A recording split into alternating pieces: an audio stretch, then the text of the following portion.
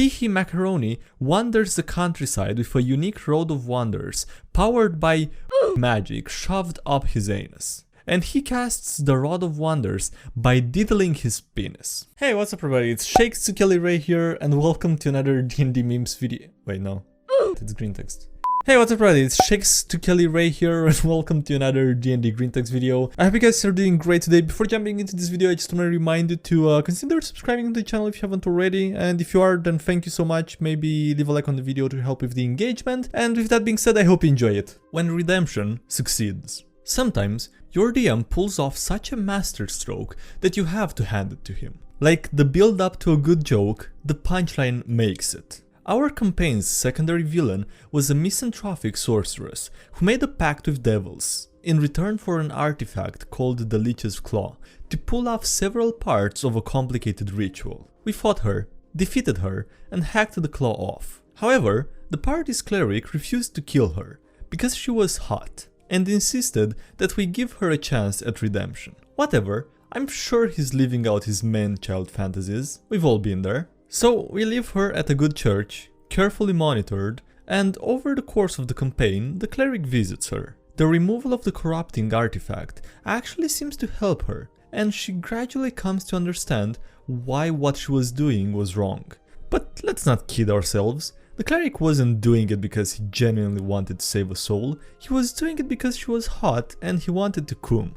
Halfway through the campaign, right before we go planner hopping, we say goodbye to all of our friends. The cleric meets the former sorceress and she tells him, "Thank you for giving me a chance at redemption. I've learned so much from my time here. I've made a new life for myself and I've fallen in love with the man who's always been there for me, who's always been kind to me. The church's noble patron. Will you be the priest at our wedding?" He sulked for weeks after that. Actual real life weeks of this pandemic. Oh man, Jesus, I feel so bad for that guy. Also, it's better than I thought. I was expecting some kind of turn, like the sorcerer was actually lying and she wasn't getting better, she just wanted to be left alone and she would have betrayed them or something, you know. I was expecting a plot twist, something like that. This was way better than what I had in mind and way more up mentally for the players or for this player in particular. Don't trust your DM, I guess, maybe that's the takeaway, I'm not sure. Successful TPK. My last session was the big campaign ending and it ended like most samurai stories. Legend of the Five Rings game. Big confrontation with a Bloodspeaker Maho user. Basically ripped off the final boss from Onimusha 2. The Shiba Guardian died while standing up and protecting his allies. The Kitsu Shungeja was incapacitated after burning the book of spells that the boss was using and getting incinerated. The Togashi monk lost his leg midway through, but he and the Kakita duelist managed to kill the boss. After that, the pocket dimension they were in was collapsing, and they didn't have the time to get the Shiba guy's corpse, so they got his swords. They managed to get away to a place where, in the real world, there would be a forest. The Picket world... Okay, that's typo. The pocket world collapsed and they came back to the peaceful forest under a cherry tree. They tried to patch up the Kitsu Shungeja, but he didn't want it. Used his last efforts to say thanks for the days that they spent together and asked to die how he always dreamed. Chopped vertically in half in a single blow by a worthy opponent. And so they did it. The Kakita duelist felt so guilty for leading them to the dungeon where the boss was that he committed seppuku and asked the monk to be his second. The monk did so and he was the only one left, without function of one of his legs. The loneliness and sadness fueled him to meditate under the tree until he abandoned this world. All of their swords were found under that tree. All four of Kansha's heroes died under the same blossoming cherry tree, and it was proclaimed to be the Tree of Heroes. We are tearing up at this point, everyone clapped, and so we ended our 8-month campaign. TLDR, fought Big Boss, everyone died. Now I feel kinda empty, but accomplished. I wish I could show you, but that story actually gave me goosebumps at the end. Ah, god damn it, man, that was a great story actually. I don't know. Now I kinda wish that I had more context of like what happened during the campaign. Probably would make reading this ending of it even more epic than it was. But amazing story anyway. I didn't think that the TPK could be so actually nice and awesome. Teehee Maccaroni. Annoying DMPC. Play any game with this one DM. Everything is fine, everyone is having fun. Somehow, some random quirky and annoying girl comes along. Always halfling. Always immediately apparent that she is a DMPC. DM never tells us he's playing a DMPC beforehand. Can't interact with her because she never says anything interesting or useful due to the DM not wanting to influence our decisions. Fair enough. Basically just kinda is there and for combat and makes annoying remarks when not fighting. How do I get rid of her, TG? And not in some boring way. I want an elaborate scheme. Okay, hear me out. Couldn't you just make an edgy rogue and murder her? Or an edgy warlock and have the patron take care of her or something like that? Like, wouldn't that just be the most straightforward, easy way to do this?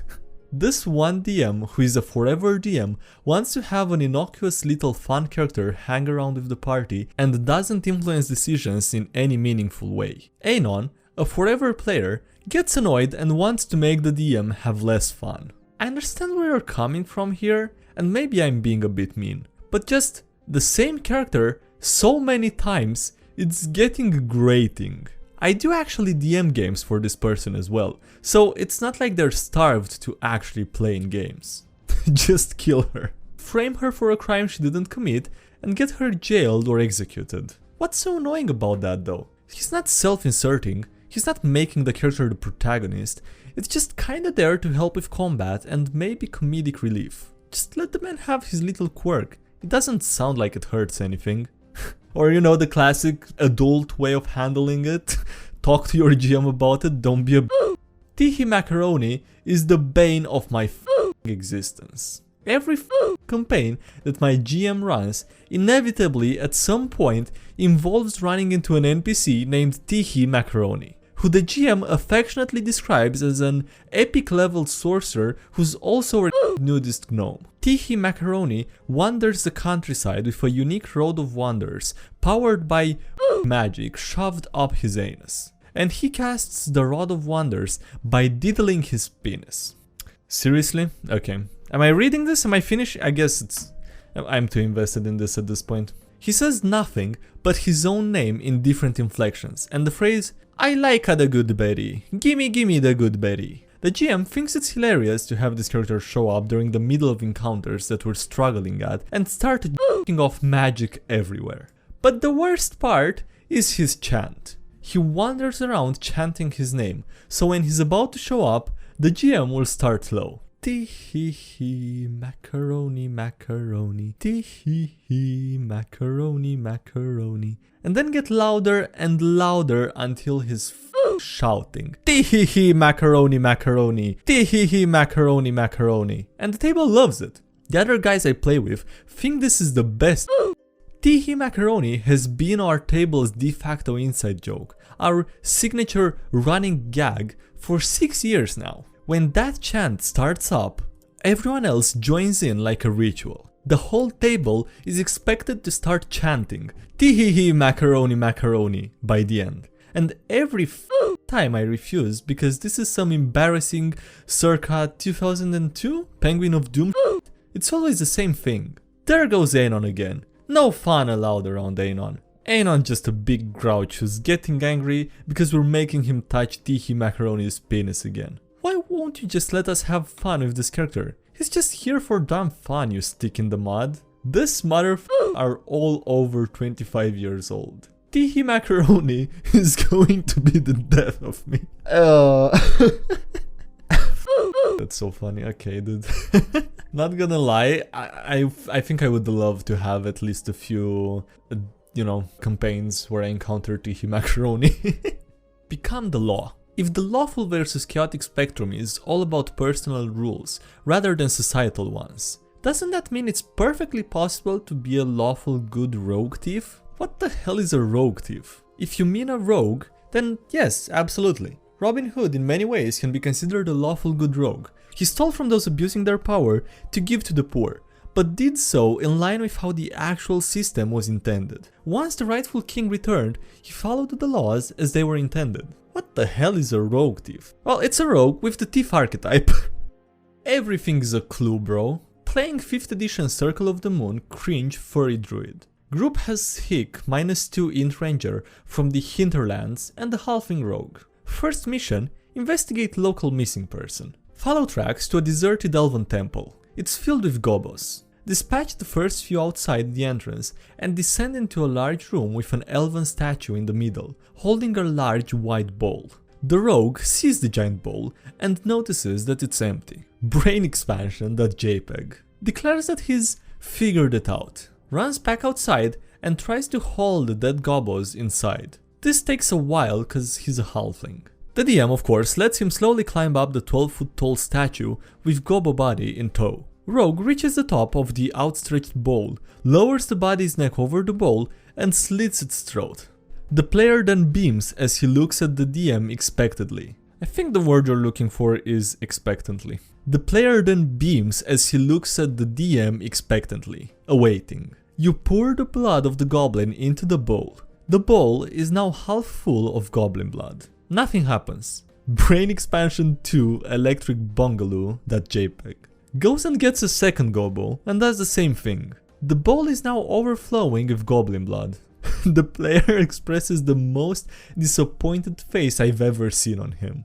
Dies to the bugbear in the next room. I'm sorry. I'm so sorry for the player. Also, maybe try to do some investigation checks or something before just jumping to conclusions like that. I feel bad that he died like next room though. Well, on that note, we're gonna end this video here. So thank you guys so much for watching. I hope you enjoyed it. Please leave a like if you did and subscribe for more if you haven't already. Also, thank you to everyone supporting the channel on Patreon. I really appreciate it. So thanks a lot for everyone supporting the channel there. Links below if you want to check that out, or the Discord or the subreddit or any other social media. And yeah, that's it. Thanks again for watching and I'll see you next time. Have a great day. Bye.